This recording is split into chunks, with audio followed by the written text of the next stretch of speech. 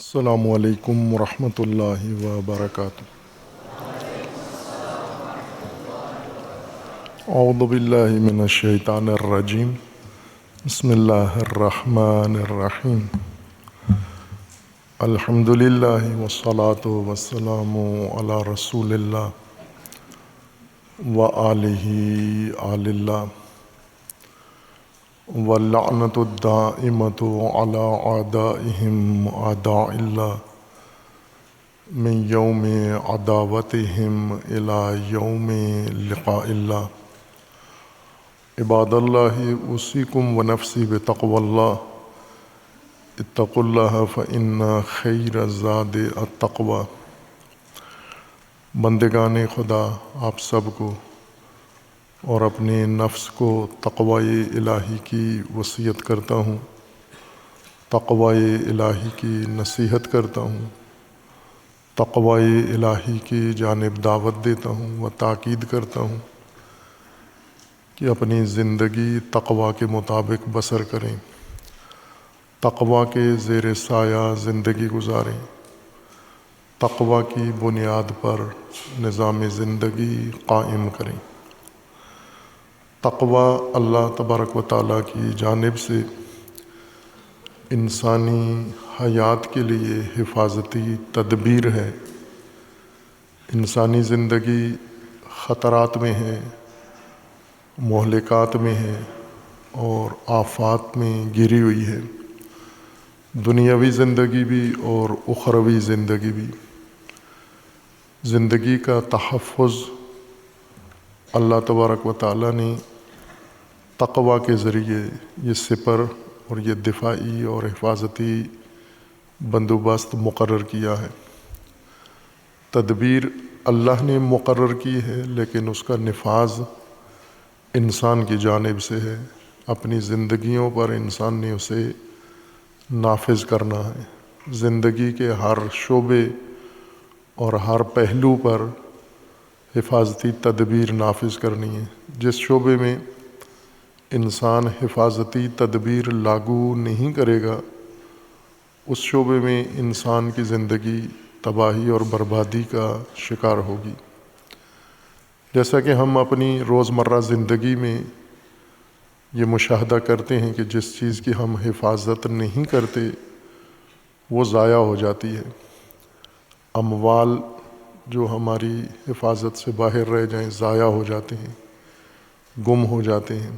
معمولی چیزیں روزمرہ کی، اگر آپ اپنے جوتوں کی حفاظت نہ کریں وہ گم ہو جاتے ہیں، کپڑوں کی حفاظت نہ کریں ضائع ہو جاتے ہیں، اسی طرح اپنے زیر استعمال چیزوں کی حفاظت نہ کریں، یہ ضائع ہو جاتی ہیں۔ ہر چیز کو جہاں بنانے کی ضرورت ہے اسے حفاظت کی بھی ضرورت ہے۔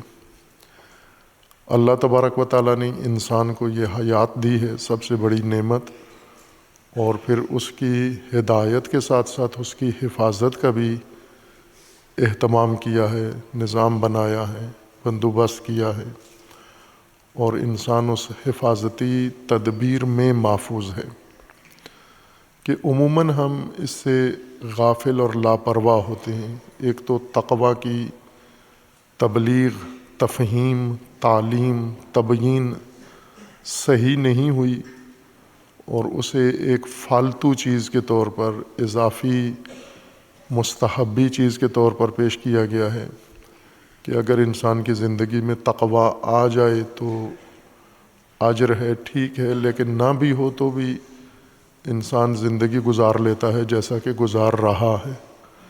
اس توہم نے انسان کی زندگی کو برباد کر دیا ہے اور تقوی کی مراعات انسان نہیں کرتا۔ حتیٰ مومن انسان، متدین انسان جو ایمان رکھتا ہے اور جو پابند ہے، اپنے آپ کو پابند سمجھتا ہے احکام الہیہ پر، تقوی کی مراعات نہیں کرتا۔ انفرادی طور پر آپ سب اپنا جائزہ لیں کہ آپ تقوی کا کتنا خیال تمام امور میں کرتے ہیں، روزمرہ معاملات میں، روابط میں، بات چیت میں، اٹھنے بیٹھنے میں، آنے جانے میں تقوی کا کیا خیال رکھتے ہیں آپ؟ تقوی یعنی حفاظتی تدبیریں جن کے تحت ہماری زندگی بھی اور ہمارے اعمال بھی محفوظ ہوں۔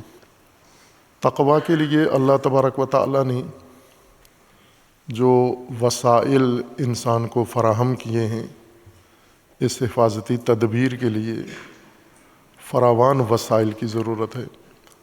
ان میں سے جس طرح اللہ تبارک و تعالیٰ نے نعمت قرآن عطا فرمائی ہے ہمیں، اسی طرح نعمت دیگر جو اللہ نے تقویٰ کے قیام کے لیے ہمیں عطا فرمائی ہے، وہ ائمہ اطہار ہیں، نظام امامت ہے۔ اور نظام امامت کا پہلا فریضہ وظیفہ یہی ہے کہ انسان کے اوپر نظام تقویٰ لاگو کرے۔ الہی نظام کے قیام کے لیے امام کی ضرورت ہے۔ امام صرف عبادتوں کا یا نماز کے لیے نہیں چاہیے، نظام الہی کو امام کی ضرورت ہے۔ اور یہ سلسلہ اللہ تبارک و تعالیٰ نے بشریت کے لیے قائم کیا ہے، چونکہ ہر نسل بشر کو امامت کی ضرورت ہے، نظام الہی کی ضرورت ہے، تدبیر کی۔ اس لیے ہر نسل انسانی نے امامت کے تحت زندگی گزارنی ہے۔ لیکن ہماری مصیبت یہ ہے کہ ہمارے حالات، ہماری تاریخ اور ہمارا جو گزشتہ ماضی ہے، اس نے ہمیں امامت کے بغیر زندگی کا خوگر بنا دیا ہے، عادی بنا دیا ہے۔ جیسے ہمارے ملکی حالات عموماً خراب رہتے ہیں، تو ہماری پرورش ایسی ہوئی ہے کہ ہم انہی ملکی خراب حالات میں زندگی کے عادی ہو جاتے ہیں، بجائے اس کے کہ ملکی حالات صحیح کریں، ٹھیک کریں اور ان میں اپنا کردار ادا کریں۔ جیسے حالات ہیں ویسا ہی ہم رنگ اپنا لیتے ہیں، اور تاریخ بھر میں ایسے رہا ہے کہ جو بھی ماحول میسر آیا، جیسی حکومت، حکمران مسلط ہوئے، مسلمانوں کو بتایا گیا کہ اجر ہے، ثواب ہے ان حکمرانوں کے ساتھ زندگی گزارنا اور ان کی اطاعت کرنا، اس کا فراوان اجر ہے۔ اور اسی طرح کیا انہوں نے، اجر کے لیے ظلم کو تقویت کی، ستم کی تقویت کی، فساد کا ساتھ دیا، فساد پہ خاموش رہے۔ یہ وہ بربادی ہے جو تاریخ میں حاصل ہوئی ہے، اور موجودہ نسل اس سب کی وارث ہے۔ موجودہ مسلمان نسل ان تمام سابقہ نسلوں کے سمجھوتوں کی وراثت انہوں نے لی ہوئی ہے، اور ہر قسم کے فاسد ماحول کے ساتھ اپنے آپ کو سازگار بنا لیتے ہیں، سمجھوتا کر لیتے ہیں۔ اور پھر ہمارے علماء بھی ایسے موجود ہیں جو ہمیں سمجھوتا کا فتویٰ اور جواز بھی دے دیتے ہیں کہ چونکہ آپ مجبور ہیں، آپ کے حالات ایسے ہیں، تو آپ کو اسی فساد کے اندر زندگی گزارنے کا ڈھنگ بھی سکھا دیتے ہیں۔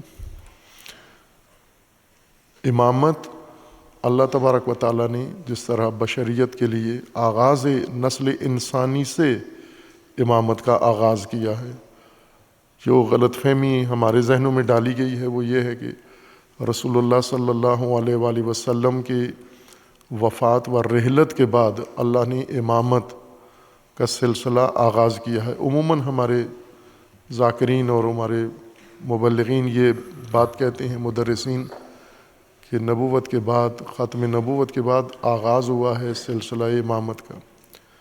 یہ قرآنی حقیقت کے خلاف ہے۔ قرآن میں نبوت کے ساتھ امامت کا آغاز ہوا ہے۔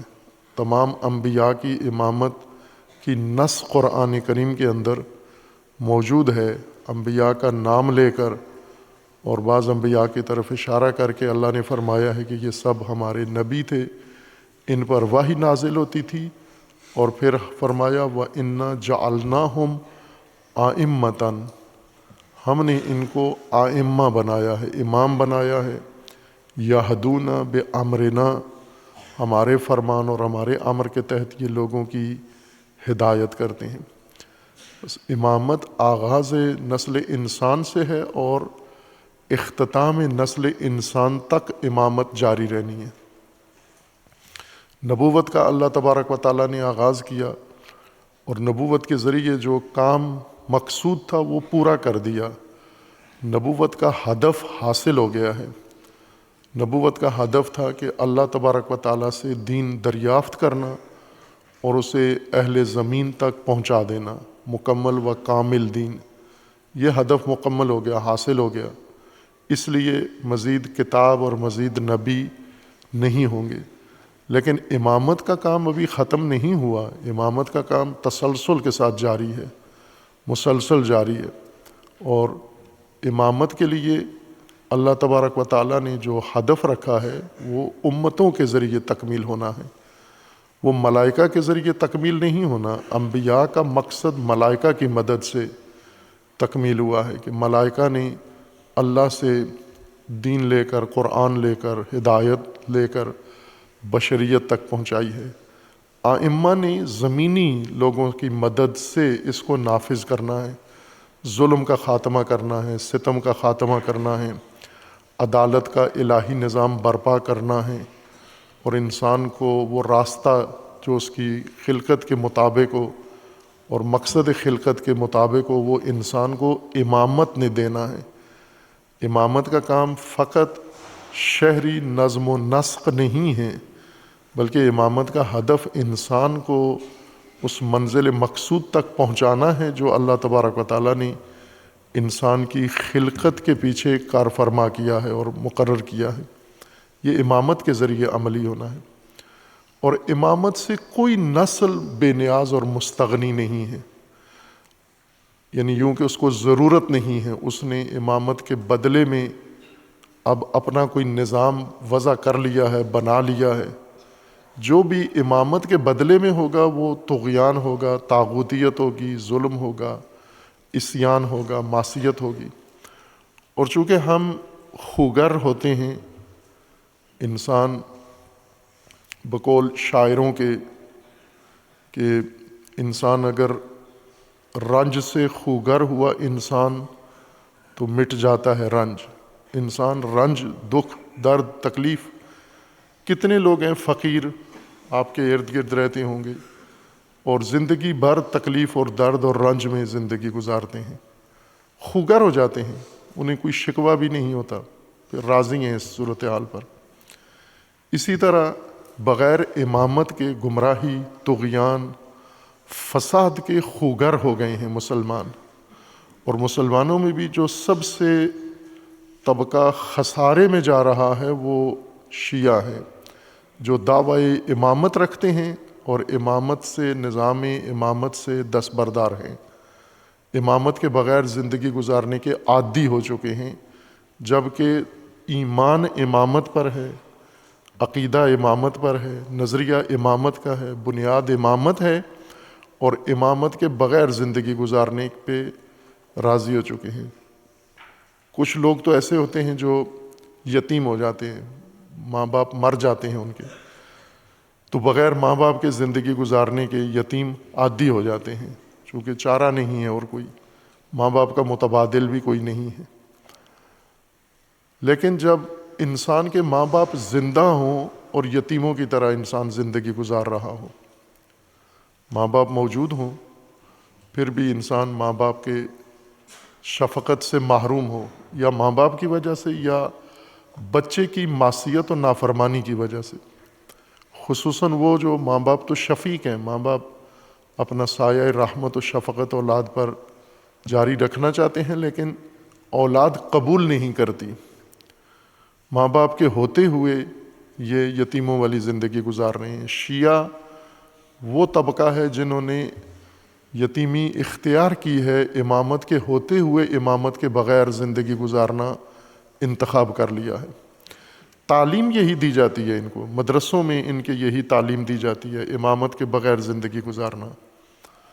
امامت کو ذہن میں رکھیں، تصور امامت، اور زمین خالی ہو امامت سے، وہ ذہن امامت سے بھرا ہوا ہو، زمین امامت سے خالی ہو، اس امامت کا کیا فائدہ ہے؟ امامت تو اللہ نے زمین کے لیے بنائی تھی، جس طرح آدم کو اللہ تبارک و تعالیٰ نے زمین کے لیے بنایا، انی جاعل فی الارض خلیفہ، زمین کے لیے خلیفہ بنا رہے ہیں۔ اب آدم ذہن میں رہے، زمین پہ نہ آئے تو وہ تو خلیفہ نہیں ہے، خلیفہ زمین کے لیے بنایا ہے، امامت زمین کے لیے ہے، دین زمین کے لیے ہے، نظام زمین کے لیے ہے، ذہنی امامت انسان کے کسی کام نہیں آنی۔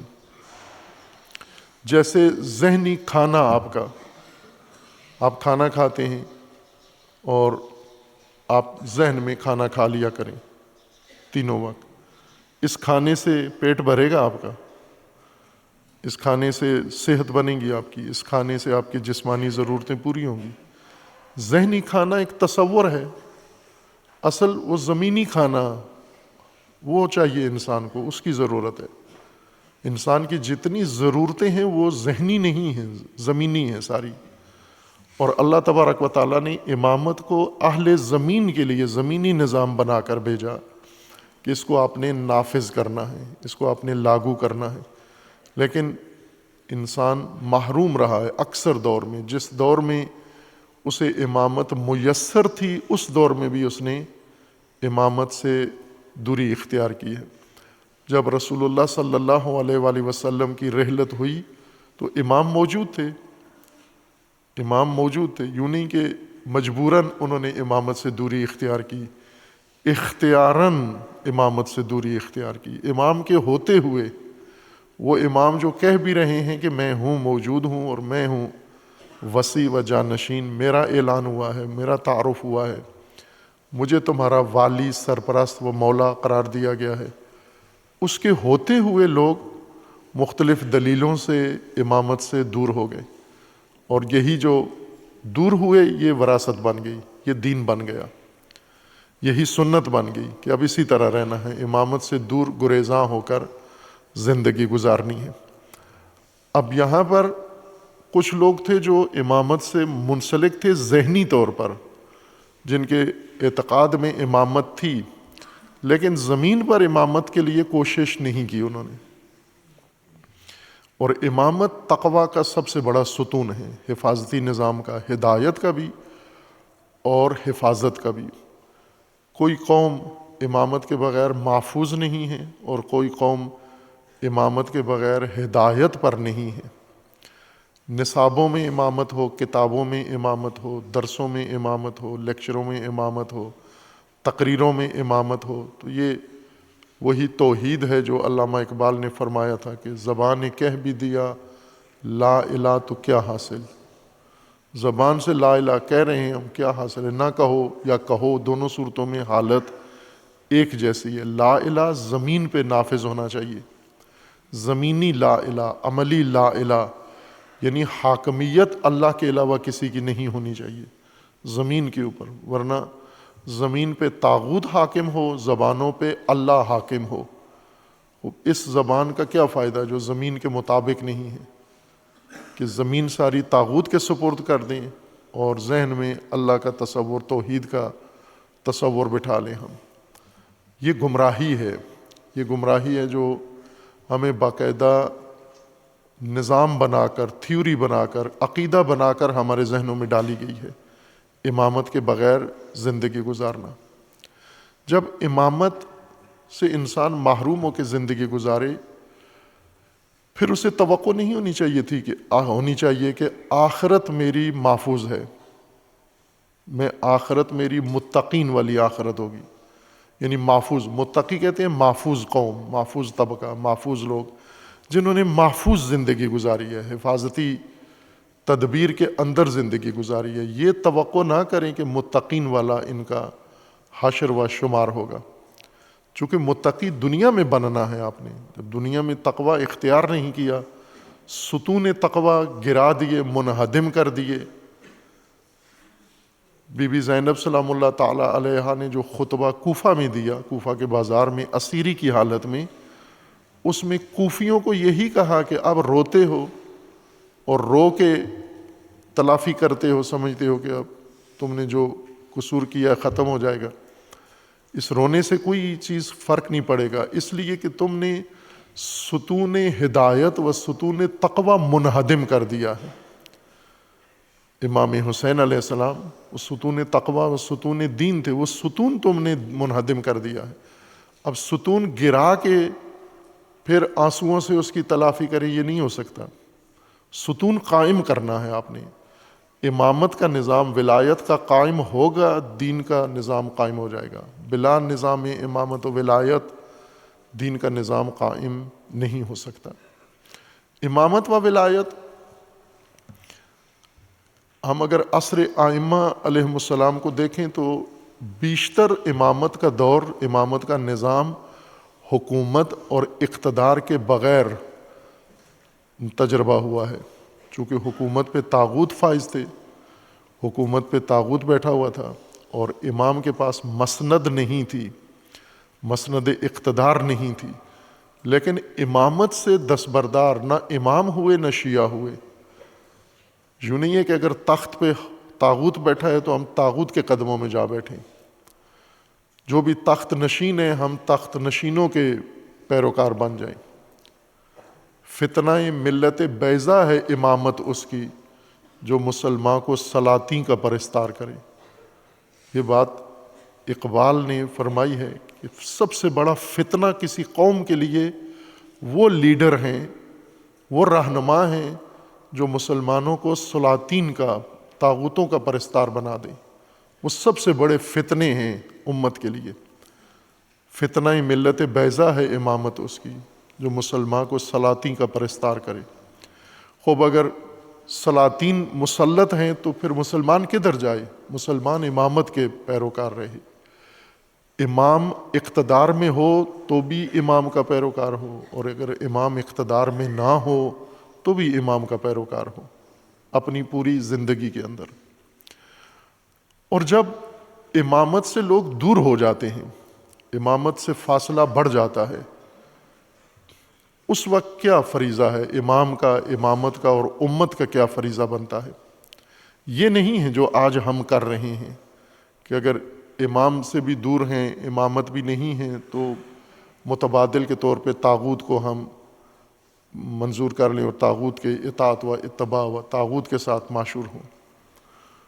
جس کے ساتھ زندگی ہے، امام حسین علیہ السلام کا یہ حدیث ہے، ہمیں 1-2 سال پہلے عشرے کا موضوع بھی قرار دیا تھا، جو اثناء سفر کربلا میں امام حسین علیہ السلام نے بیان فرمائی۔ اس میں شخص نے امام سے پوچھا تھا کہ یہ جو اللہ تبارک و تعالیٰ کا فرمانا ہے، یوم ندعو کل اناس بامامہم، ہم محشر میں قیامت میں ہر ایک کو اپنے امام کے ساتھ اٹھائیں گے، اس سے کیا مراد ہے؟ امام حسین علیہ السلام سے سائل نے سوال کیا کربلا کے سفر کے دوران مکہ سے باہر، تو امام علیہ السلام نے اس کے جواب میں فرمایا کہ امام 2 طرح کے ہیں، امام ہدایت ہے و امام ضلالت ہے، گمراہی کا لیڈر اور ہدایت کا لیڈر۔ تو جس کے ساتھ تم زندگی گزارو گے اسی کے ساتھ تمہیں قیامت میں اٹھایا جائے گا۔ اگر امام ضلالت کے ساتھ رہے ہو، زندگی اس کے ساتھ گزاری ہے، آخرت اس کے ساتھ اٹھایا جائے گا۔ یوں نہیں ہے کہ آپ کے ذہن میں امام عادل ہو اور زمین پر امام فاسق، جیسا کہ ابھی ہم نے اپنی یہ حالت بنا لی ہے۔ ہمارے ذہنوں میں امام ائمہ اطہار ہیں، پاکیزہ امام ہیں، لیکن زمین پر ہمارے ائمہ وہ دوسرے ہیں، ظالم فاسد لوگ ہیں۔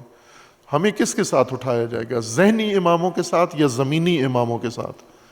امام حسین علیہ السلام فرماتے ہیں زمینی اماموں کے ساتھ، جس کے ساتھ زندگی گزاری ہے، جس کے نظام کی اتباع کی ہے، جس کو فالو کیا ہے، اس کے ساتھ تمہیں اٹھایا جائے گا۔ اب اگر امام نہیں ہے اقتدار میں تو پھر امامت کیسے چلے گی؟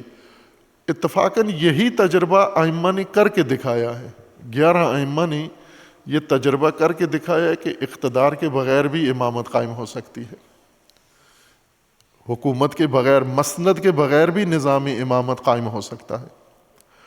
اور یہ تجربہ ائمہ کا تشیع کی 2 شاخوں نے محفوظ رکھا ہوا ہے کہ کچھ بھی دنیا میں ہو جائے انہوں نے امامت کے پیچھے چلنا ہے۔ ایک فرقہ اسماعیلیہ ہیں شیعہ، اور ایک زیدیہ۔ یہ کچھ بھی ان کی تاریخ پڑھ کے دیکھ لیں آپ، جب سے وجود میں آئے ہیں اس وقت سے آج تک امامت کے ساتھ منسلک ہیں۔ ایک دن ایسا نہیں گزرا کہ یہ ائمہ کو چھوڑ کے طاغوتوں کے ساتھ مل گئے ہوں، یا اپنے حساب سے جو ان کے، اگر ان کے ائمہ نے کہا ہے کہ طاغوتوں کے ساتھ ملو، پھر مل گئے ہیں اپنے ائمہ کے کہنے پر۔ لیکن خود سے قوم نے یہ تشخیص نہیں دیا کہ اب جب کہ اسماعیلیہ کا امام اقتدار میں نہیں ہے تو اب ہم جس کی مرضی ہے جس کے پیچھے چل پڑیں۔ آپ ہندوستان میں جائیں، یہ اپنے امام کے پیروکار ملیں گے ہر کام میں، ہر معاملے میں، اور ایک نظام کے طور پر، نہ ذہنیت کے طور پر، امام کے طور پر، یعنی جو امام نے ان کو نظام بنا کے دیا ہوا ہے ہندوستان کے پیروکار اسماعیلیہ کو، اسی کے ساتھ منسلک ہیں، اسی کے اندر سب کچھ کرتے ہیں، انہی کی اجازت سے کرتے ہیں، اسی کے ساتھ۔ اس امام نے ان کو ہر طرح کا نظام بنا کے دیا ہوا ہے، گھریلو نظام، شادی بیاہ کا نظام، موت مرگ کا نظام، پڑھائی کا نظام، تعلیم کا نظام، معیشت کا نظام، اجتماعی نظام، سماجی نظام، کلچرل نظام، اخلاقی نظام، ان کو امام نے بنا کے دیا ہوا، اور بالکل اس کے پابند ہیں۔ ہندوستان کی حکومت جو مرضی ہے کرے، انہوں نے اپنے امام کی اتباع کرنی ہے۔ اگر امام کہے کہ آپ نے ہندوستانی حکومت کے پیچھے چلنا ہے، پھر چلتے ہیں، اگر امام روک دے پھر نہیں جاتے۔ اس نظام میں جو لوگ فقراء ہیں ان کو امام کی ذمہ داری ہے کہ ان کی معیشت کا بھی بندوبست کریں، یہ نہ ہو کہ ان کے جمعیت کا کوئی بندہ فقیر ہو، نادار، ضروریات زندگی اس کے پاس نہ ہوں، اور وہ صرف ذہن میں امام کا تصور رکھے، نہ زمین پہ امامت اس کا سایہ بنے، اور اس فقیر کے لیے، اس نادار کے لیے، اگر وہ بیمار ہے تو امام کا کام ہے، امامت کا کام ہے اسے علاج معالجہ فراہم کرے، اسے تعلیم و تعلم فراہم کرے، اسے ضروریات زندگی بنیادی اسے فراہم کرے، کرتے بھی ہیں۔ اور یہ شخص جو کماتا ہے، یہی نظام امامت سے منسلک شخص جو کماتا ہے، وہ امام نے اس کو بتانا ہے کہ اس کمائی کا جو آمدن ہے اس کو تو نے کیا کرنا ہے، کتنا اپنے پاس رکھنا ہے اور کتنا تو نے نظام کو دے دینا ہے، اور وہ بالکل اس کے مطابق عمل کرتا ہے، ماہانہ بنیادوں پر۔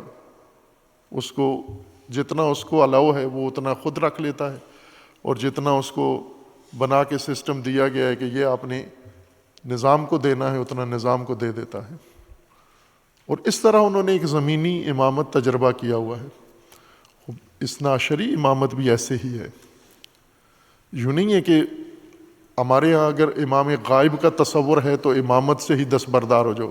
غیبت کی تشریح ہم سے یہ کروائی گئی ہے، یہ کی گئی ہے کہ امامت کا دور نہیں ہے، چھٹیاں ہیں، اور اس دور میں طاغوت کے حوالے سب کچھ، اور جیسے آپ کی مرضی ہے، قبائلی نظام بنا لو، برادری نظام بنا لو، جمہوری نظام بنا لو، آمریت کے پیچھے چل جاؤ، کسی تنظیمیں اپنی بنا لو، دوسری تنظیموں سے منسلک ہو جاؤ، جیسے مرضی ہے تمہاری، امام کے آنے تک جیسے مرضی ہے آزادی سے زندگی گزارو۔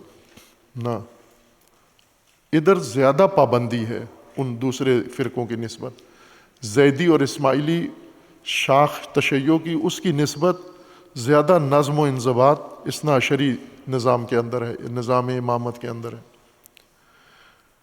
اگر امامت سے لوگ دور ہو جاتے ہیں، جب فاصلہ بڑھا لیتے ہیں، جیسا کہ آغاز اسلام میں رسول اللہ صلی اللہ علیہ وآلہ وسلم کی رحلت سے لوگوں نے امامت سے اپنا فاصلہ بڑھا دیا، اور پھر یہ زمانہ گزرنے کے ساتھ ساتھ بڑھتا ہی گیا، اس صورت میں کیا کیا جائے؟ جیسے غدیر میں لوگوں کو امامت کا، ولایت کا راستہ دکھایا گیا، اعلان ہوا، لیکن فوراً ہی امامت سے فاصلہ لے لیا گیا۔ یہ کیوں فاصلہ لیا؟ اس کو تجزیے کی ضرورت ہے کہ جس ماحول میں، جس سماج میں، جس صورتحال میں وہ اتفاق رونما ہوا، اس کو سمجھنے کی ضرورت ہے کیوں ہوا، کہ عموماً ہم اس کو تجزیہ نہیں کرتے۔ وہ ایک قبائلی نظام تھا، ہر چند اسلام آ گیا، لیکن اسلام بھی قبائل نے قبائلی بنیادوں پر قبول کیا تھا، اور قبائلیت، قبائلی رشتے، قبائلی تعلقات بنیاد تھے اس سماج کی، لہٰذا وہ قبائلیت اور قومیت اس کے اندر زیادہ مؤثر تھی، جس وجہ سے لوگوں نے جو درست راستہ تھا وہ نہیں اپنایا، جو رسول اللہ کا اعلان تھا اس کی لاپرواہی کر دی، اس کے سماجی حالات اور اس کے زمینی حقائق تھے کچھ۔ پھر یہ فاصلہ بڑھتا ہی گیا، اور بڑھتے بڑھتے کہاں گیا؟ مثلا رسول اللہ صلی اللہ علیہ وآلہ وسلم کے بعد اللہ کی طرف سے منصوب امام چھوڑ دیا اور لوگوں نے اپنا منتخب نمائندہ حاکم کے طور پہ قبول کر لیا، اور پھر یہ سلسلہ چلتا رہا، منتخب نمائندے کے ذریعے، انتخاب کے ذریعے سے نظام چلتا رہا۔ یہ انتخابی نظام آخر میں پہنچتا کہاں ہے؟ انتخابی نظام آخر میں یزیدیت تک پہنچتا ہے۔ جب آپ ولایت سے دور ہوتے ہیں، فاصلہ بڑھاتے ہیں، تو یوں نہیں کہ ایک قدم آپ دور ہوئے تو ایک قدم ہی رہے گا آخر تک، یہ ایک قدم ہر دن بڑھتا جائے گا، 2 قدم، چند قدم، اور پھر میلوں کا فاصلہ، اور یزیدیت، قوم یزید کے سپرد ہو جائے گی۔ جب ولایت سے دور ہوں گے پھر حتمی انجام یزیدیت ہے۔ اس بیچ میں جو نمونے گزرے ہیں وہ نہیں رہیں گے کہ جن کو کہا جا سکتا ہے کسی حد تک کہ ہم بعض پہلوؤں سے ہم چشم پوشی کر کے بعض دیگر پہلوؤں کو دیکھ سکتے ہیں۔ جس طرح ائمہ اطہار علیہ السلام نے یہی کیا کہ جب رسول اللہ صلی اللہ علیہ وآلہ وسلم کے بعد لوگوں نے خود اپنی مرضی سے ایک نظام بنا لیا تو ائمہ نے اس نظام کے ساتھ جنگ نہیں کی، اس کو منہدم کرنے کی کوئی کوشش نہیں کی۔ خلفاء کے نظام کے خلاف امام علی علیہ السلام نے کرنا چاہتے تو کر سکتے تھے اور مؤثر کر سکتے تھے، حمایت بھی موجود تھی، طاقت بھی موجود تھی، لیکن یہ کام نہیں کیا۔ امام علی علیہ السلام نے سکوت اختیار کیا، خاموشی اختیار کی۔ چونکہ بعض چیزوں سے چشم پوشی کر لی گئی اور بعض کو قبول کر لیا گیا، اس طرح یہ نظام آگے بڑھ گیا۔ لیکن آخر انجام، اور امیر المومنین نے یہ بتایا تھا کہ یہ جب چکی کا پارٹ اپنے قطب سے ہلتا ہے، نکلتا ہے، پھر کہاں پہنچتا ہے؟ امام نے فرمایا تھا کہ میں قطب الرہا ہوں، میں اس نظام امامت و خلافت و ولایت کا مرکزی قطب ہوں میں۔ تو اگر ایک پہیہ اپنے اس ایکسل سے نکل جائے، دور ہو جائے، گھومتا رہے، پھرتا رہے، لڑکتا رہے، تو کہاں جائے گا جب محور میں بھی نہیں ہے؟ تو پھر یہ کسی کھائی میں جا کے گرے گا۔ تو یہ نشاندہی، یہ پیشگوئی امام علیہ السلام نے کر دی تھی کہ اپنے مرکز سے سسٹم ہٹاؤ گے تو پھر کہیں رکنے والا نہیں ہے یہ، اور پہنچ گیا، یزیدیت تک پہنچ گیا نظام۔ جب یہاں تک پہنچ جائے اب کیا وظیفہ ہے، امت کا کیا فریضہ بنتا ہے؟ امام حسین علیہ الصلوۃ والسلام نے یہ راستہ دکھایا کہ جب لوگ امامت سے دور ہو جائیں، نظام امامت کی طرف پلٹانے کے لیے، نظام ولایت کی طرف پلٹانے کے لیے آپ کو سمجھوتے کی پیشکش ہو، آپ کو سمجھوتے کی آفر ہو، پھر بھی وظیفہ آپ کا امام حسین علیہ السلام نے مقرر کر دیا ہے۔ امام حسین علیہ السلام، رسول اللہ صلی اللہ علیہ وآلہ وسلم کا فرمانا ہے کہ ان الحسین مصباح الہدی و سفینۃ النجات، حسین ہدایت کے چراغ اور نجات کی کشتی ہیں، امت کی نجات کی کشتی ہیں، قوموں کی اور نسلوں کی نجات کی کشتی ہیں، اور ہر نسل جو بھی اس بحران کا شکار ہوگی اس کی نجات امام حسین علیہ السلام کے ذریعے سے ہے۔ یعنی جو بھی نظام فاسد میں ڈوب جائے، جو قوم الہی نظام سے ہٹ کر طاغوتیت کا شکار ہو جائے، ظلم و جبر و شرک جب اس کو گھیر لے، تو وہاں پر تقوی اختیار کریں، جس طرح قرآن مجید میں سورہ حج میں اللہ تبارک و تعالیٰ نے فرمایا ہے، یا ایھا الناس اتقوا ربکم ان زلزلۃ الساعۃ شیء عظیم۔ اس زلزلے سے اور ساعت سے، اس منظر سے اپنے آپ کو محفوظ کرو۔ جب وہاں ہلائے جاؤ گے، جب جھٹکا دیا جائے گا تمہیں، جب تمہارے اندر یہ زلزلہ آئے گا، اس وقت تمہیں محفوظ ہونا چاہیے۔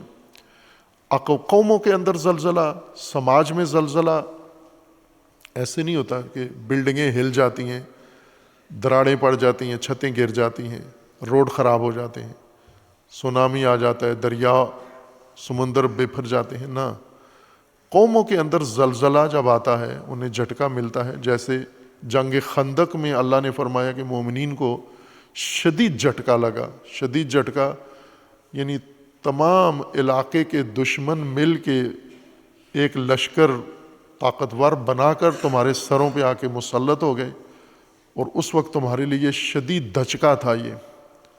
یہ دھچکا جیسے ہم عموماً کہتے ہیں نا، فلاں کو بہت دھچکا لگا، حکومت کو دھچکا لگا، اپوزیشن کو دھچکا لگا، فلاں طاقت کو بڑا دھچکا لگا۔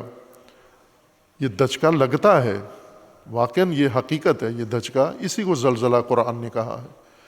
قوموں کو اور نظاموں کو دھچکا لگتا ہے، شدید دھچکا، کہ جب ان کی بقا خطرے میں پڑ جاتی ہے، جب دشمن ان پر مسلط ہو جاتا ہے، جب وہ خود بہت کمزور ہو جاتے ہیں، جب ان کے اسباب سارے فیل ہو جاتے ہیں، ناکام ہو جاتے ہیں۔ یہ دھچکا ہوتا ہے کسی جمعیت کے لیے، قوم کے لیے، خاندان کے لیے، کسی سسٹم کے لیے، کسی شخصیت کے لیے، یہ دھچکا ہے۔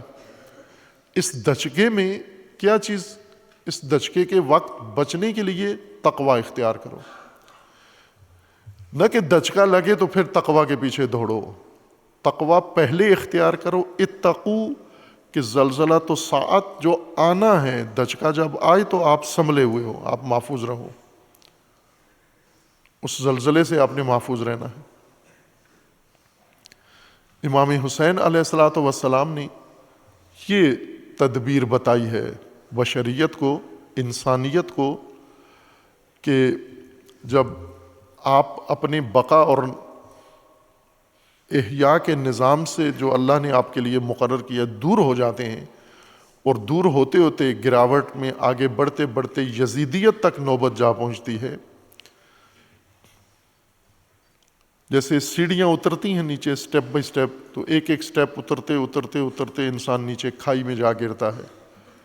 اس یزیدیت تک تدریجاً پہنچی ہے قوم۔ اس یزیدیت تک جب نوبت تمہاری پہنچ جائے، پھر کیسے بچائیں امت کو؟ اس کھائی میں تو گر گئے ہیں، ابھی یزید میں مبتلا ہو گئے ہیں۔ یزید میں جب مبتلا ہو جائیں تو پھر سمجھوتا نہیں کرنا، پھر امامت کا راستہ اختیار کرنا ہے۔ یزیدیت کا انکار، یزیدیت کے نظام کا انکار، اس کی بیعت کا انکار، اس کو ماننے کا انکار، اس پہ خاموشی توڑ دینی ہے۔ وہاں نہیں خاموش رہنا، آپ نے وہاں اپنی قیام کرنا ہے۔ کیسے قیام کرنا ہے؟ ان تقوموا للہ مثنی و فرادا، اکیلے ہو یا دو ہو، جیسے بھی ہو، آپ نے اللہ کے لیے قیام کرنا ہے۔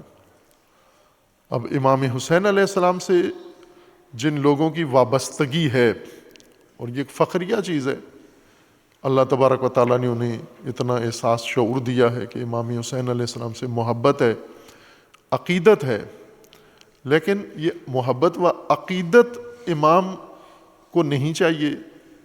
امامت کے لیے محبت و عقیدت کافی نہیں ہے۔ ہمیں اس طرح سے تربیت کیا گیا ہے کہ آپ سے کوئی چیز آئمہ طلب نہیں کر رہے، خصوصاً جب ذاکرین، پیشہ ور، تاجر ذاکرین لوگوں کے جذبات جب ابھارتے ہیں، اور ان جذبات ابھارنے کے لاکھوں روپیہ لیتے ہیں۔ لوگوں کے جذبات مقدس ہیں، لیکن ان جذبات کو ابھارنے کے بدلے میں جو کام کرتے ہیں وہ خود عمل اس کا نام مقدس ہے، پیسہ لیتا ہے اس کے بدلے میں۔ اور وہ کیا کہتا ہے کہ آپ سے بی بی زہرا کب خوش ہوں گی؟ بی بی زہرا اس وقت خوش ہوں گی جب آپ آنسو گرائیں گے امام حسین علیہ السلام کے لیے۔ یعنی تمام مطالبہ اہل البیت کا، اللہ کا، امام حسین کا، ائمہ کا، سب یہ ہے کہ آپ امام حسین علیہ السلام کے لیے آنسو بہائیں۔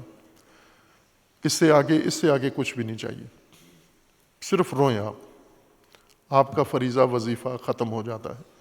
یہ تعلیم ہے جو ہمیں دی گئی ہے، یہ ہم نے سیکھا ہے، اور ہم یہی کر رہے ہیں، سارے تکرار اسی کو کرتے ہیں کہ اگر ہم نے رو لیا امام حسین کے لیے تو ہم نے نہ صرف اپنا فریضہ ادا کر لیا، بلکہ بڑا احسان ہم نے اہل البیت پر، امام حسین پر اور بی بی زہرا پر کر دیا۔ اور بی بی زہرا یہ کہتی ہیں کہ جو میرے بیٹے کے لیے آنسو بہائے گا، میں اس ایک آنسو کے بدلے میں، اس احسان کے بدلے میں احسان چکا نہیں سکتی، کیا صلہ دوں اس ایک قطرے کا۔ یہ چیز جب تعلیم دی جائے گی، پھر ایسے لوگ پیدا ہوں گے کہ جو امام حسین کے لیے آنسو بہا کے یزید کے ساتھ سمجھوتا کر لیں گے، چونکہ سستا کام ہے۔ یزید کے ساتھ مل جاؤ، یزید کے ساتھ بیٹھ جاؤ، یزید کے ہمراہ ہو جاؤ، اور وقت آنے پر امام حسین کے لیے رو لو آپ، تو وہ تمام ناپاکی ختم ہو جاتی ہے۔ یہ نہیں ہے حسینیت، یہ راستہ امام حسین علیہ السلام کا نہیں ہے۔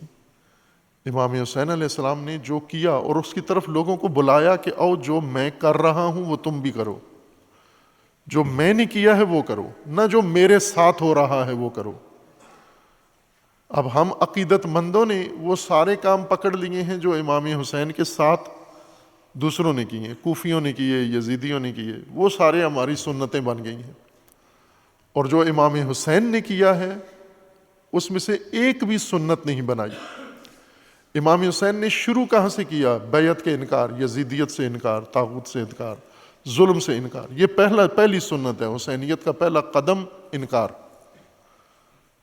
لا الہ الا اللہ، لا یعنی انکار، اللہ کے علاوہ کسی بھی حاکم، کسی بھی سلطان کا انکار۔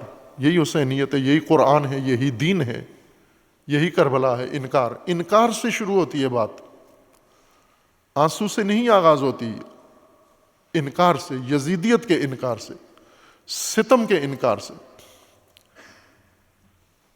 خوب آج آپ دیکھیں نجات کا تنہا اور واحد راستہ رسول اللہ کے فرمان کے مطابق یہ کشتی ہے امام حسین علیہ السلام کی، یعنی یہ راستہ، یہ میتھڈ، یہ طریقہ، یہ سنت، یہ عمل۔ جیسے آج پوری دنیا ستم کے چنگل میں آ گئی ہے، شیطان کے مٹھی میں آ گئی ہے۔ یہ جو ابھی کل عمل ہوا ہے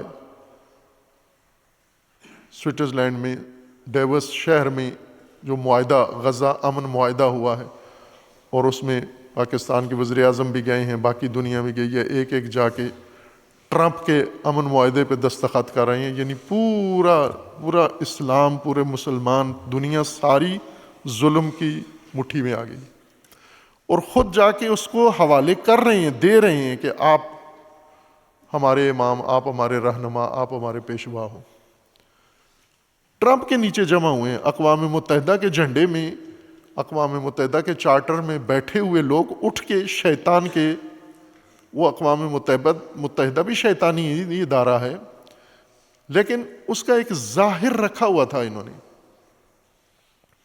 ظاہر محفوظ رکھا ہوا تھا، پیپر پہ اس کے اچھے قواعد قوانین اس کے لیے انہوں نے مقرر کیے ہوئے تھے، اور اس کے چارٹر اور ضوابط انہوں نے مقرر کیے ہوئے تھے زبانی طور پر، پیپر کی حد تک۔ بالکل اس کو نظر انداز کر کے، پاؤں تلے روند کے، اور شیطان کے مجسم شیطان کے ہاتھ پر جا کر بیعت کر لی۔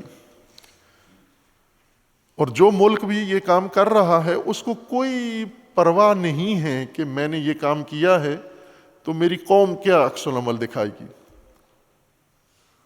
مثلا ایک بڑا عالمی سطح پہ اتنا بڑا قدم آپ نے اٹھا لیا ہے، اور آپ جمہوری ہو، پارلیمانی ہو، آپ کی پارلیمنٹ کیا کہے گی آپ کو؟ یہ کیوں کیا ہے، کس کی اجازت سے کیا ہے؟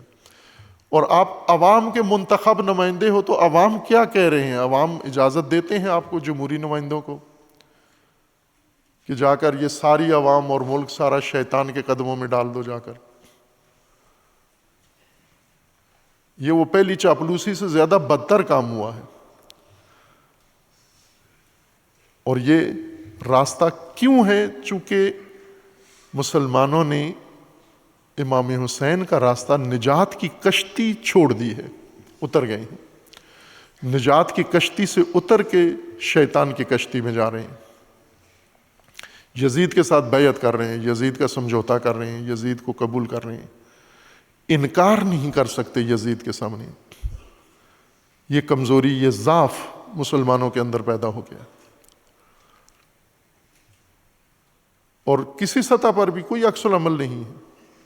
اب وہ پوری دنیا کو دھمکا رہا ہے، میں گرین لینڈ پہ قبضہ کر لوں گا، کینیڈا پہ قبضہ کر لوں گا، بلکہ یورپ کو سب سے زیادہ اس نے اس وقت کیا ہوا ہے، اور تمام دنیا میں سب سے زیادہ اگر دیکھیں تو حساسیت یورپین ہی دکھا رہے ہیں۔ یعنی اس وقت تک یورپ نے ہی کہا ہوا ہے کہ ہم اس کے تابع نہیں ہوں گے، اس کی فرمان کی اطاعت نہیں کریں گے، گرین لینڈ پہ قبضہ نہیں کرنے دیں گے۔ مسلمانوں نے کہا غزہ پہ قبضہ کرنا ہے، کر لو، ہم ساتھ دیتے ہیں تمہارا۔ ہم تمہارے معاہدے میں شامل ہوتے ہیں۔ گرین لینڈ اور غزہ، گرین لینڈ یورپیوں کا غزہ ہے اور غزہ مسلمانوں کا گرین لینڈ ہے۔ دو قومیں، دو ملک، ادھر بھی کئی ملک اور کئی اقوام، ادھر بھی کئی ملک اور کئی اقوام ہیں۔ انہوں نے صرف اس نے بیان دیا ہے گرین لینڈ کے بارے میں۔ گرین لینڈ ایک قطبی علاقے میں جزیرہ ہے، نیم آباد اور ذخائر سے بھرا ہوا، معدنیات سے بھرا ہوا، وہ یورپی اس حصے میں آتا ہے۔ اس کی اس پہ نگاہیں ہیں، چونکہ اس کو معدنیات چاہیے وہاں پر۔ امریکہ جس بحران کا شکار ہو گیا ہے، اس بحران کے لیے اس کو معدنیات چاہیے، یورینیم چاہیے اور دیگر یورینیم سے بھی آگے زیادہ قیمتی دھاتیں جو کینیڈا میں ہیں، گرین لینڈ میں ہیں اور چین میں ہیں، اس طرح کے یہ سب اس کو چاہیے، لہٰذا اس کی تگ و دو ہے۔ جہاں جہاں معدنیات ہیں، بلوچستان میں معدنیات ہیں، کینیڈا میں معدنیات ہیں، یوکرین میں معدنیات ہیں، جہاں جہاں معدنیات ہیں اس کی نظریں اس پر ہیں کہ یہ میرے حوالے کر دو۔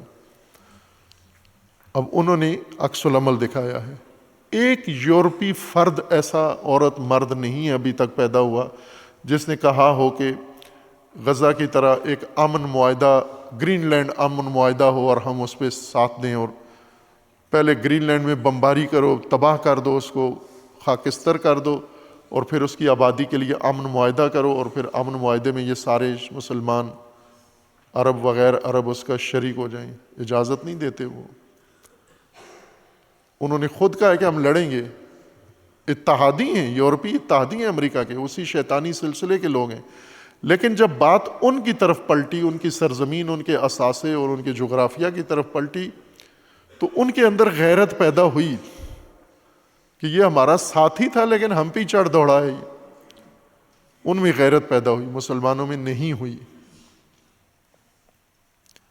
چونکہ غیرت کا راستہ مسلمانوں میں امام حسین علیہ السلام کا راستہ ہے، باقی راستے غیرت کے نہیں ہیں۔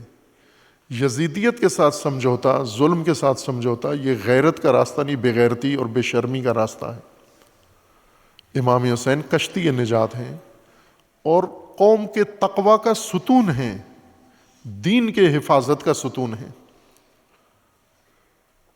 دو کردار ہیں جو اللہ تبارک و تعالیٰ نے ان کو تمام بشریت کے لیے اسوہ اور ماڈل قرار دیا ہے۔ ایک حضرت ابراہیم خلیل علیہ الصلاۃ والسلام اور ایک امام حسین علیہ السلام، اور دونوں متصل ہیں، جیسا علامہ اقبال نے کہا تھا کہ یہ جو دین کا آغاز ہے، لا الہ کا جو آغاز ہے، اس کی ابتدا اسماعیل سے اور انتہا حسین پہ ہوتی ہے۔ داستان حرم جو رنگین و سادہ ہے، اس کو فرمایا کہ اس کی ابتدا اسماعیل سے اور انتہا امام حسین پر ہوتی ہے۔ اور یہ دونوں کردار انسانیت کے لیے ہر نسل کے اندر چاہیے، اور ہر نسل میں یہ دو کردار بنانے کے لیے دو سلسلے آغاز کیے گئے۔ ایک حج تاکہ ابراہیم بنائیں ہم، اور ایک عزاداری تاکہ حسین بنائیں۔ اس میں حج میں ابراہیم سازی ہے اور عزاداری میں حسین سازی ہے، لیکن دونوں تاجروں کے ہاتھ چڑھ گئے ہیں، کاروباریوں کے ہاتھ چڑھ گئے ہیں، بزنس شروع ہو گئے۔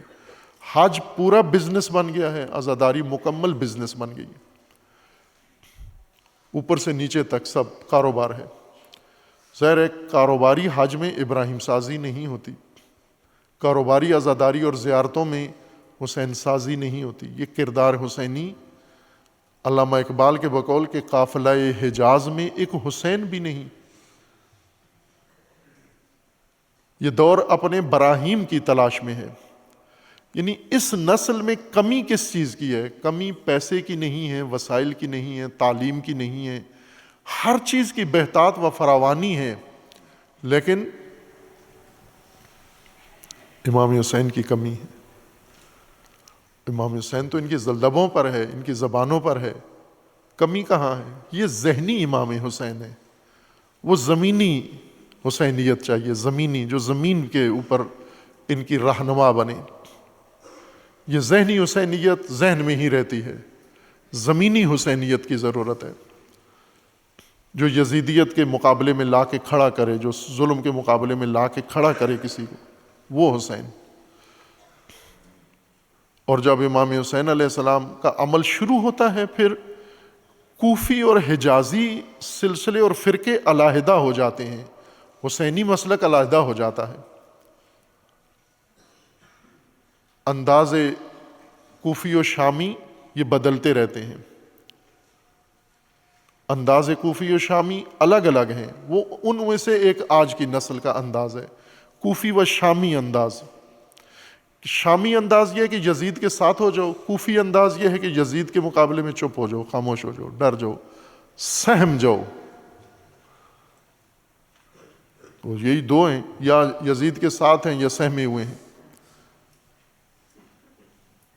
اور ذہنوں میں امام حسین ہے، اور امام حسین کا نام آتا ہے تو آنکھ میں آنسو بھی آ جاتا ہے۔ یہ آنسو سمجھتے ہیں کہ ہماری نجات کا ذریعہ ہے، امام حسین آپ کی نجات کا ذریعہ ہے، امام حسین کا قیام آپ کی نجات کا ذریعہ ہے، امام حسین کا اقدام آپ کی نجات کا ذریعہ ہے، امام حسین جیسا انکار آپ کی نجات کا ذریعہ ہے، امام حسین علیہ السلام جیسی پنجہ افغانی آپ کی نجات کا ذریعہ ہے، امام حسین جیسی قربانی آپ کی نجات کا ذریعہ ہے۔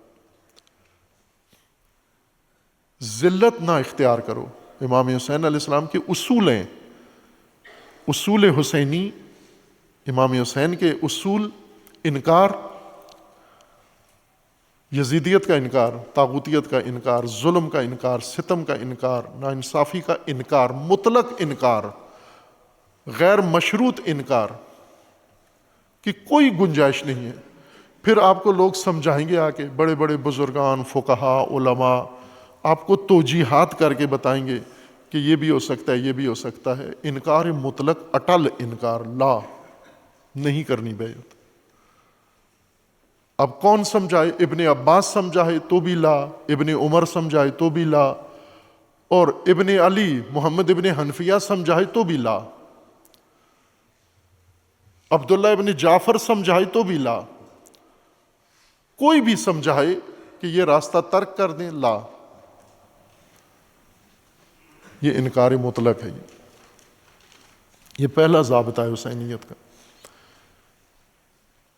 فراموش شدہ ضابطہ ہے حسینیت کا، جس کی جگہ پر پیشہ وری ذاکری نے آ کر امام حسین کا انکار محو کر دیا ہے، اور اس انکار کی جگہ پر امام حسین علیہ السلام کی لاچاری، مجبوری، کمزوری اور عاجزی کو انکار کی جگہ پر، انکار میں دلیری ہے، انکار میں جرأت ہے، انکار میں شجاعت ہے، انکار میں حماسہ ہے، لاچاری میں ضعف ہے، کمزوری ہے۔ امام حسین کو کمزور کر کے دکھایا گیا، نوئے بنائے گئے، شاعری کی گئی، لاچار حسینہ، لاچار ہے امام حسین، لاچار، جس کو ہم دوسرے لفظوں میں کیا کہتے ہیں؟ بیچارہ، یعنی جس کے پاس کوئی راستہ، کوئی چارہ، کوئی نجات کی سبیل نہیں بچی، بیچارہ ہو گیا، لاچار ہو گیا۔ لاچار ہے امام حسین علیہ السلام، لاچار اتنا بڑا قدم اٹھاتا ہے، مجبور آدمی اتنا بڑا قدم اٹھاتا ہے۔ یہ حماسہ ہے امام حسین علیہ السلام کا۔ ذلت ناپذیری، ہیہات من الذلہ، یہ امام حسین علیہ السلام کا دوسرا ضابطہ ہے، قانون ہے۔ یہ ذلت نہیں قبول کرنی، ذرا برابر ذلت، چھوٹی ذلت، بڑی ذلت، کسی طرح کی ذلت قبول نہیں کرنی۔ ہیہات، ہیہات عموماً تو شعار بنا ہی نہیں ہے، ذرا ذاکری میں تو ہیہات نہیں سنا آپ نے کبھی، کسی ذاکر سے سنا ہے ہیہات من الذلہ؟ امام حسین کا یہ جملہ کسی خطیب نے ہیہات من الذلہ کی تشریح کی ہو، نوحہ بنایا ہو، مصائب پڑھے ہوں، فضائل میں ہیہات من الذلہ، اس سے بڑی فضیلت کیا ہے امام حسین علیہ السلام کی کہ ہیہات من الذلہ؟ ہیہات کہتے کس کو ہیں؟ ہیہات کس حقیقت کا نام ہے؟ یعنی ذلت کو اٹھا کے پھینکنا دور۔ ہیہات یا ہیتا کہتے ہیں، یہ عربی لغت میں، جس لغت میں یہ لفظ ہیہات بنا ہے، لغت میں اس کا معنی یہ ہے کہ کوئی گندی چیز، ایسا کپڑا گندی جس کو انسان دیکھنا بھی گوارا نہ کرتا ہو، جس کو انسان نگاہیں پھیر کے دور پھینک دیتا ہے اور کبھی بھی اس کو اٹھا کے دوبارہ نہیں لاتا، نہ اس کی طرف جاتا ہے، اس طرح پھینکنے کو ہیہات کہتے ہیں۔ اور اس کا ایک مصداق جو اہل لغت نے ذکر کیا ہے کہ خواتین جو کپڑا وہ ایام ماہواری میں استعمال کرتی ہیں، گندا کپڑا نجس ہو جاتا ہے اور اس کو پھینک دیتی ہیں، یہ ہیہات اس عمل کو کہتے ہیں، پھینک دینا، پھر اس کے دوبارہ ہاتھ نہیں لگانا، چونکہ نجس ہے، پلید ہے، وہ بدبودار ہے وہ۔ اس طرح ذلت کو پھینک دینا، دور پھینک دینا، ذلت کے قریب نہ جانا، ذلت سے سمجھوتا نہ کرنا، ذلت کے لیے پھر فتوے لے کے پھر کہیں نہ کہیں سے کھڑکی سے نکل کے ذلت کی طرف نہ آ جانا، یہ ہیہات ہے۔ ہیہات یعنی مطلقہ، جیسے لا انکار ہے، مطلق انکار ہے، اسی طرح ہیہات بھی مطلق انکار ہے ذلت سے۔ یہ امام حسین کے اصول ہیں۔ امام حسین نے جو کیا حسینیت ہے، نجات اس کے اندر ہے۔ سستا کام ہمیں دے دیا گیا کہ آپ صرف رو لو بس نجات یافتہ ہو، نہ، یہ نہیں۔ امام حسین نے جو کیا ہے وہ انجام دو، اپنے زمانے میں، اپنی قوم میں، اپنی نسل میں، اپنے ملک میں انجام دو۔ آج زیادہ اشد ضرورت ہے، متقیوں کی آج ضرورت ہے۔ سب بے تقوی ہیں، چونکہ تقوی کا ستون امام حسین ہے۔ بے تقوی انسان ہیں جو آج ظلم کے مقابلے میں خاموش ہیں، یہ بے تقوی لوگ ہیں۔ اخلاقی تقوی، خانقاہی تقوی بے شک ان کے اندر ہو، حسینی تقوی نہیں ہے ان کے اندر۔ حسینی تقوی آج اگر نظر آتا ہے تو فقط ایک شخصیت میں نظر آتا ہے جس کا نام سید علی خامنہئی ہے۔ کتنا دباؤ ہے، کتنا پریشر ہے، ساری دنیا مل کے اس وقت رہبر کو دباؤ میں رکھے ہوئے۔ ایران کے اندر سے دباؤ، ایران کے باہر سے دباؤ۔ ایران کے اندر سے دباؤ اتنا شدید ہے کہ ٹرمپ للچا جاتا ہے، اس کی رال ٹپک آتی ہے کہ اب اندر سے رہبر کے اتنے دشمن پیدا ہو چکے ہیں کہ میں باہر سے ایک حملہ کروں تو کام تمام ہو جائے گا۔ اسی طرح باہر اتنا دباؤ ہے کہ اندر والوں کی رال ٹپک آتی ہے کہ اگر ٹرمپ حملہ کر دے رہبر پر تو ہم اندر سے اٹھیں گے۔ تو آپ دیکھیں ایران کے اندر اور باہر دونوں سے، لیکن ان کے مقابلے میں ہیہات میں ذرا برابر نرمی نہیں ہے، اور لا میں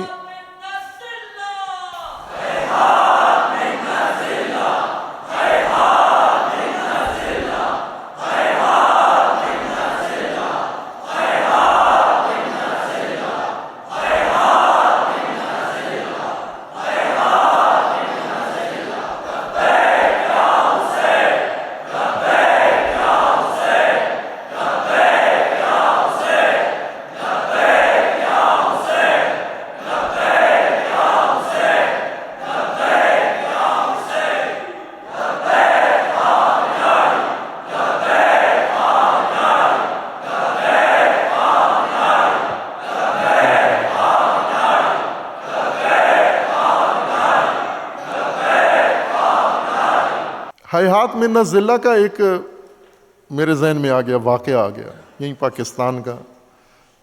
جب سے ہم نے حسینیت اپنے طالب علمانہ انداز میں لوگوں کے سامنے پیش کی، خوب کچھ جوانوں کو سمجھ میں آئی، اور چند سال پہلے میں نے کسی مجلس میں یہ ان سے کہا تھا کہ ہیہات میں نہ ضلع امام حسین کا شعار ہے، اس کو پاکستانی قوم کو سمجھاؤ، تفہیم کرو اس کو۔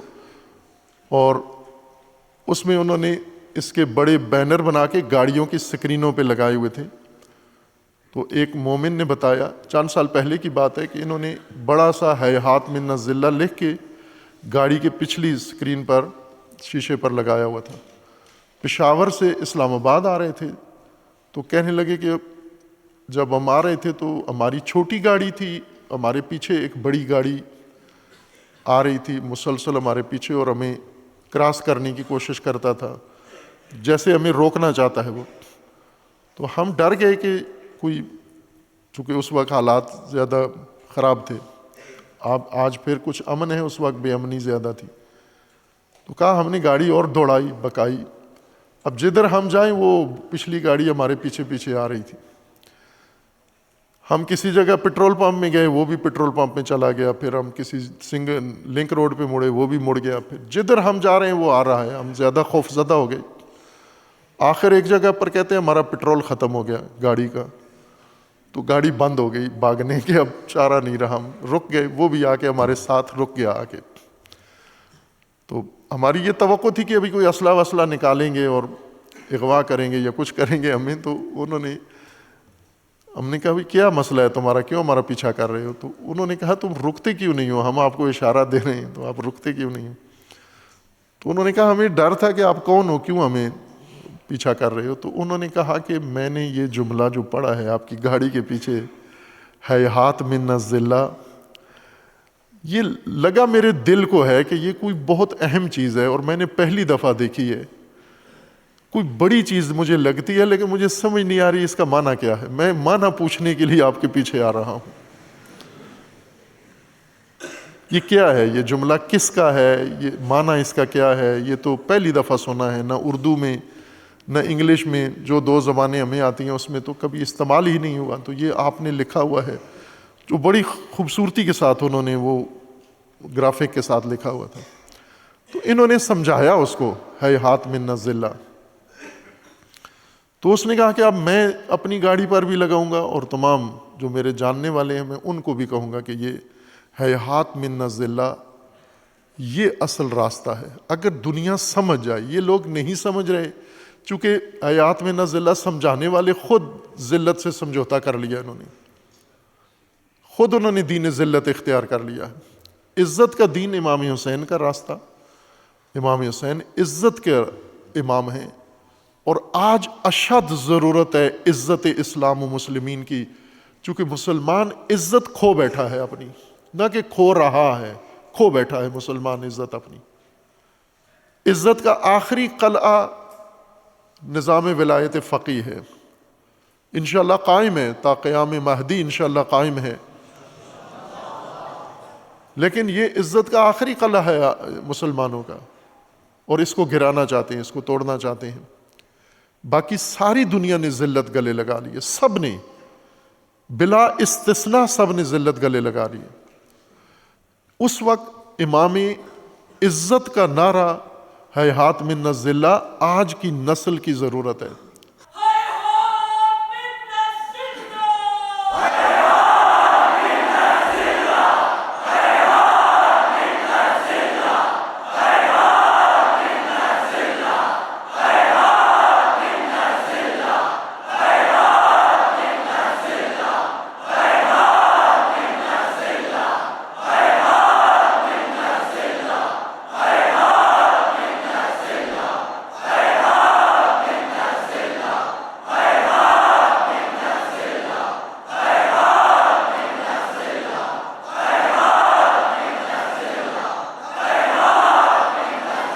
جشن امام حسین، امام حسین کا جشن، جیسے جشن غدیر ہم جشن مناتے ہیں کہ غدیر میں رسول اللہ نے اعلان کیا من کنت مولا فہذا علی مولا، اس کا جشن ہے.